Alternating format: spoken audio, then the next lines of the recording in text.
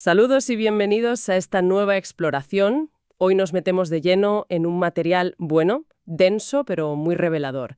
Son extractos del Federal Register de Estados Unidos del 22 de agosto de 2025. Es donde el gobierno publica sus movimientos oficiales. La idea es analizar este flujo de normativas, propuestas, avisos y ver qué sacamos en claro, ¿no? ¿Qué tendencias vemos? ¿Qué decisiones importantes se están cociendo ahí? Vamos a verlo. Exacto. El Federal Register es como el BOE de allí, pero a lo bestia, ¿no? El boletín diario de toda la actividad regulatoria federal. Te encuentras desde cambios técnicos súper específicos hasta propuestas con un impacto económico o social enorme. Hoy vamos a mirar algunas entradas de ese día que me parecen significativas, para entender un poco cómo funciona esa maquinaria. Vale, pues empecemos por arriba, por los cielos. Parece que la innovación va un poco por delante de las normas, ¿no?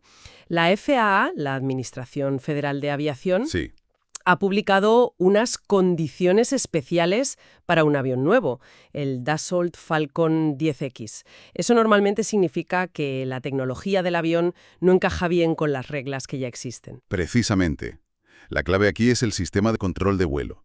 Este avión usa una palanca lateral, un side stick, en lugar de la columna y el volante de toda la vida.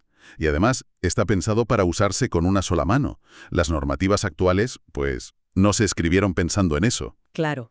Así que la FAA tiene que poner requisitos extra, digamos, para asegurarse de que este diseño nuevo es igual de seguro que los sistemas convencionales. Es un ejemplo clarísimo de cómo la regulación tiene que ir adaptándose, a veces sobre la marcha, a la tecnología. Interesante. Y no es lo único urgente en el aire, ¿verdad? Hay también directivas de aeronavegabilidad para helicópteros Airbus. Un posible fallo en el sistema de flotación de emergencia. Correcto.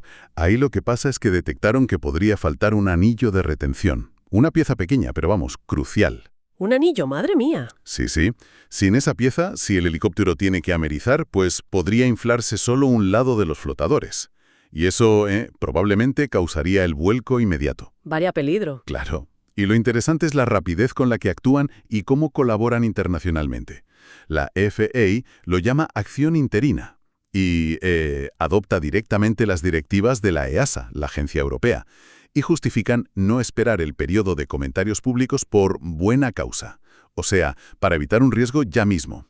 Se ve cómo funciona la coordinación mundial en seguridad aérea. Entendido. Y hablando de seguridad y tecnología, pero ya en tierra, la OSHA, la Agencia de Seguridad Laboral, Ajá. propone reconocer un estándar específico, el UL 2580, para baterías de coches eléctricos, dentro de su programa de laboratorios de ensayo. Sí, es un paso lógico, la verdad. Los coches eléctricos están cada vez más presentes, en flotas de empresa, en talleres. Entonces, pues hay que asegurarse de que sus componentes clave, como esas baterías de alto voltaje, cumplan estándares de seguridad que sean rigurosos y reconocidos en todo el país. Claro, tiene sentido. Bueno, dejemos el aire y aterricemos en las comunicaciones. La FCC, la Comisión Federal de Comunicaciones, parece muy centrada en acelerar el despliegue de la banda ancha. Sí, andan en eso. Proponen reglas para quitar barreras a la inversión en infraestructura. Y esto nos lleva a un debate, pues, sorprendentemente terrenal. El acceso a los postes. A los postes. De la luz. Exacto. No solo los típicos de servicios públicos, sino también los de alumbrado, que son clave para poner antenas 5G y fibra en las ciudades, ¿sabes? Vaya. ¿Y cuál es el problema con los postes? ¿Quién los puede usar o...? Justo eso. Hay dudas sobre si aplicar la regulación federal que ya existe, la sección 224, a los postes de la luz ayudaría o lo complicaría más.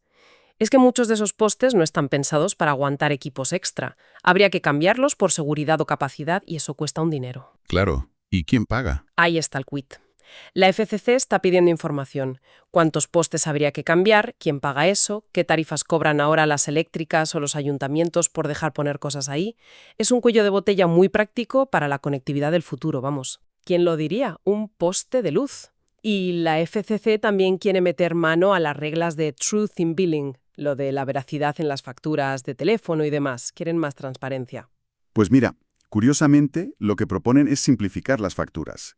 Quitar algunos requisitos que hay ahora, como tener secciones separadas para cargos de terceros o información de contacto muy específica. ¿Ah, sí? ¿Y por qué?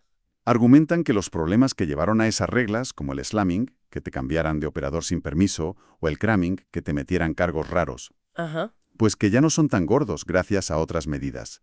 Dicen que tanta complejidad ahora puede frenar modelos de facturación nuevos, más innovadores. Entiendo. Eso sí, mantendrían la obligación de decir claramente si te han cambiado de proveedor. Es un debate, ¿eh? Si simplificar ayuda al consumidor o podría abrir la puerta a menos claridad. Vale. Interesante equilibrio. Pasemos al comercio internacional, que siempre está movido. La Administración de Comercio Internacional, la ITA, empieza investigaciones sobre el paladio ruso, el no forjado. Así es. Son investigaciones antidumping, AD, y de derechos compensatorios, CVD. Esto viene porque productores de EU se han quejado.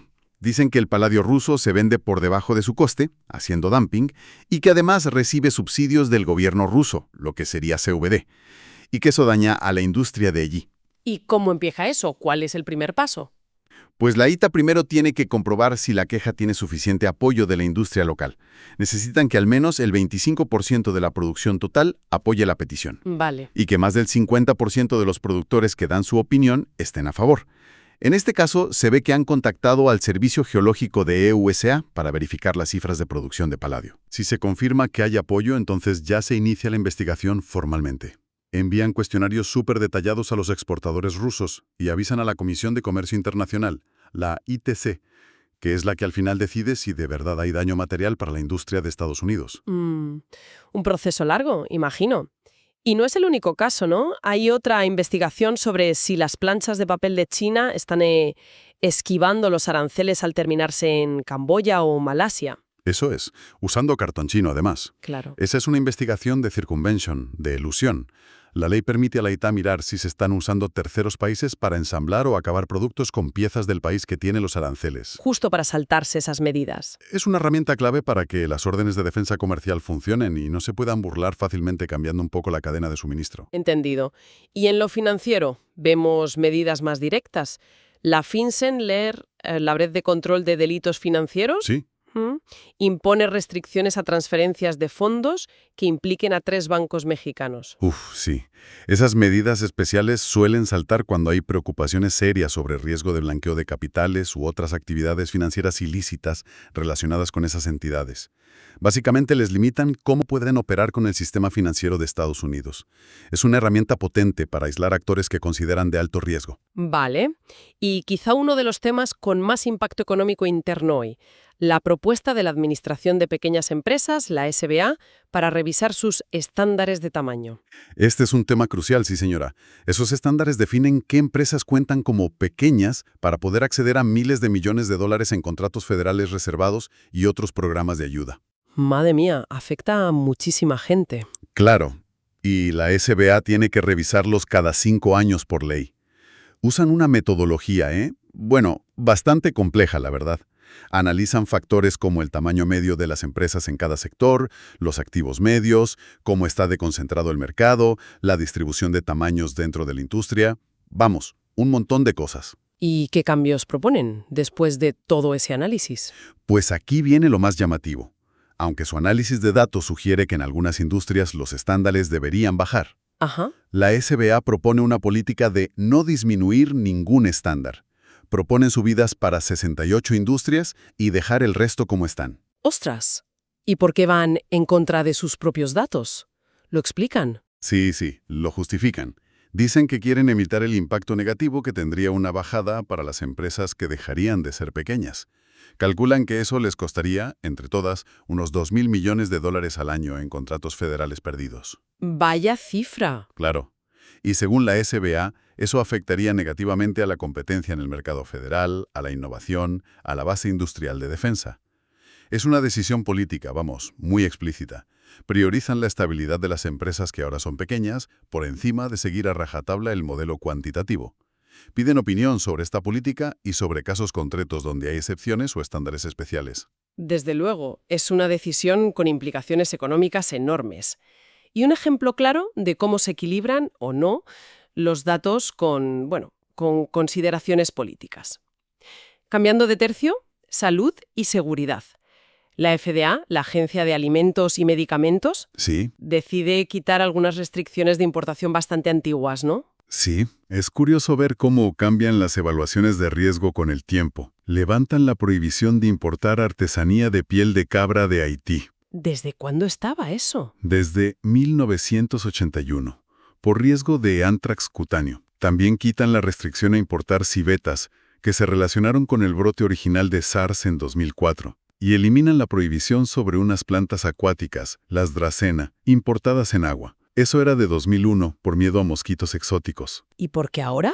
¿Ya no hay riesgo? ¿O...? Bueno, más bien, la FDA considera que el beneficio para la salud pública de mantener esas prohibiciones concretas ya es marginal, mientras que la carga para los importadores sigue ahí.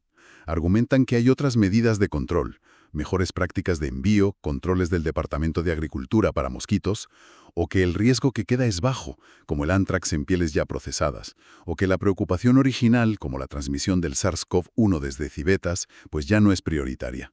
Es una recalibración, digamos, basada en la situación actual. Interesante cómo cambian las cosas. Y el Departamento de Salud y Servicios Humanos, el HHS, actualiza sus propias normas éticas para empleados. Sí, hay varias actualizaciones. Clarifican las reglas sobre regalos de gobiernos extranjeros o viajes pagados por otros, pero destacan dos cosas.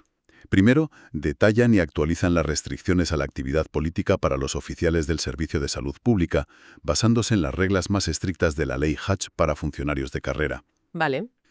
Y segundo, meten explícitamente la prohibición de participar en cualquier forma de trata de personas, tanto en servicio como fuera de él, y refuerzan la obligación de denunciar si sospechan de mala conducta o fraude. Son ajustes importantes en cómo se gobiernan internamente. Y en patrimonio cultural, el Servicio de Parques Nacionales, el NPS, publica avisos relacionados con la ley NAGPRA, la de protección y repatriación de tumbas nativas americanas. Esos avisos son fundamentales, sí. Documentan cuándo se terminan los inventarios de restos humanos y objetos funerarios en museos e instituciones, y determinan su afiliación cultural con tribus específicas. También anuncian la intención de repatriar objetos, como una cesta considerada patrimonio cultural que van a devolver a tribus de California. Es la parte visible de un proceso continuo y obligado por ley de consulta y devolución de ancestros y patrimonio a las comunidades nativas. Entendido. Volviendo a las operaciones del gobierno y las finanzas. Hay una propuesta del Servicio Fiscal del Tesoro que seguro que da que hablar. Publicar la identidad de quienes deben dinero al gobierno y no pagan. Efectivamente, la ley ya lo permitía como herramienta para cobrar deudas con agencias federales o estados, pero ahora proponen una normativa para hacerlo de forma más sistemática. La idea es que si una deuda está confirmada administrativamente y se ve que el deudor puede pagar pero no lo hace, pues se podría hacer pública su identidad. Suena a medida de presión fuerte, ¿eh? ¿Cómo funcionaría? Pues la propuesta deja bastante margen a cada agencia federal para que ponga sus propias reglas. Tendrían que verificar muy bien la identidad para no meter la pata. Claro. Y decidir qué publican. El nombre, que existe la deuda, quizás cuánto debe o cuánto tiempo lleva sin pagar, y cómo contactar para pagar. Delegan los detalles, pero la intención de usar la publicidad para cobrar está clara. Madre mía. ¿Y en finanzas del consumidor? La Oficina de Protección Financiera del Consumidor, la CFPB, pide opinión sobre el acceso a datos financieros. Sí, se refieren a la sección 1033 de la ley Dodd-Frank, esa que obliga a los bancos y demás a facilitar a los consumidores el acceso a sus propios datos de transacciones, o a terceros que autoricen, como las apps de finanzas personales. Ah, vale. Y la CFPB está explorando puntos clave. ¿Quién puede actuar en nombre del consumidor? Se pueden cobrar tarifas por ese acceso. Una regla anterior lo prohibía. ¿Qué riesgos de privacidad hay? ¿Cuánto les cuesta a las entidades poner en marcha estos sistemas? Es un tema central en la era del open banking y la tecnología financiera, vamos. Desde luego. Y para ir terminando, en el mundo de las inversiones, la SEC, el regulador bursátil, Sí. está revisando una propuesta curiosa de la Bolsa de Nueva York.